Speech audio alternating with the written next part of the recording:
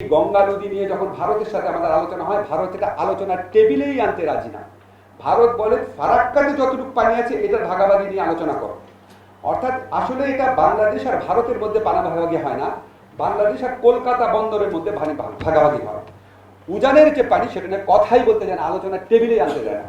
তো 1977 সালে জিয়াউর রহমান সাহেবের আমলে দুইটা ঐতিহাসিক ঘটনা ঘটে। একটা হচ্ছে সাধারণ পরিষদে বাংলাদেশ কমপ্লেইন করে যে ইন্ডিয়া একতরফাভাবে পানি উদ্যোগ করছে এবং আমাদের এখানে ভয়াবহ অবস্থা তৈরি হচ্ছে। জিয়াউর রহমান সাহেবের আমরা একটা বড় কাজ হয়, ওনারা তখন ইন্টারন্যাশনাল ল অ্যাসোসিয়েশনের সবচেয়ে বড় যে ওয়াটার এক্সপার্ট আছে আর ব্যাকস্টার, ওনাকে যৌথ নদী কমিশনের পক্ষ থেকে কনসালটেন্ট হিসেবে ভাড়া করে নিয়ে আসে। উনি নিজে একটা স্টাডি করে দেয়। Based on that study Bangladesh আপনার একটা হোয়াইট পেপার পাবলিশ করে এবং জাতিসংঘের সাধারণ পরিষদে ভারতের বিরুদ্ধে ক্যাটাগরিক্যাল একটা কমপ্লেন উত্থাপন করে যে আমার সমস্ত পানি নিয়ে আমার বায়োডাইভার্সিটি, আমার পরিবেশ, আমার সেচ সমস্ত কিছু ধ্বংস করে ফেলছে। এটা একটা বড় ঘটনা। আর এটা হচ্ছে মাওলানা ভাসানীর ফারাক্কা মার্চ, আপনারা জানেন।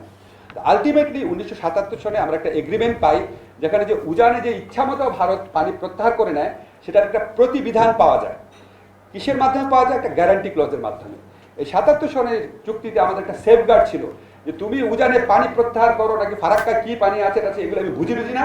চুক্তির মধ্যে লেখা আছে, ওই চুক্তিতে যে এই পানি প্রদর্শন করা হয়েছে যে বাংলাদেশ 40,000 কিউসেক পানি পাবে, কোনো অবস্থাতে ওইটার থেকে 80%-এর কম বাংলাদেশ পাবে না। এখন এই যে ক্লজটা ছিল গ্যারান্টি ক্লজ, এটা বাংলাদেশের জন্য একটা বিরাট সেফগার্ড হিসেবে কাজ করে যে পানি তোমার এখানে আমাদের দেখাচ্ছে 40,000 কিউসেক পানি, এটার অন্তত 80% আমাকে দিতেই হবে, উপরে পানি কত আছে এটা আমার দেখার ব্যাপার না। সেটা বাংলাদেশের জন্য একটা বিরাট বড় একটা প্রোটেকশন ছিল। 1982 সালে বেন ক্রো, এই ওয়াটার রিসোর্স সেক্টরের অন্যতম এক্সপার্ট, উনি বলেছিলেন যে এই গ্যারান্টি ক্লজটা বাংলাদেশ নিয়েছিল যাতে উজানে পানি প্রত্যাহারে বাংলাদেশের জন্য উজানের পানি প্রত্যাহার বাংলাদেশের জন্য বরাদ্দ পানির অংশে প্রভাব না ফেলে। আমরা যখন 1996 সালে চুক্তি করি তখন আমরা দুইটা মারাত্মক ভুল করি। একটা মারাত্মক ভুল হচ্ছে বা মারাত্মক আপনার কি বলবো সাবমিশন হচ্ছে, আমরা ওই গ্যারান্টি ক্লজটা উঠিয়ে দিই। যেটা আমাদের সেফগার্ড ছিল, that exist no more in the 1996 treaty. GK project Jashore ইউনিটটা হয় নাই। তারপর আপনার গঙ্গাবাদ যে প্রজেক্ট, সেটা ওই সময় ছিল নিরীক্ষাধীন প্রজেক্ট, সেটা শেষ পর্যন্ত হয় নাই। এটার ভিত্তিতে এখানে এই প্রজেক্টগুলোতে 57,000 কিউসেক পানির প্রয়োজন ছিল।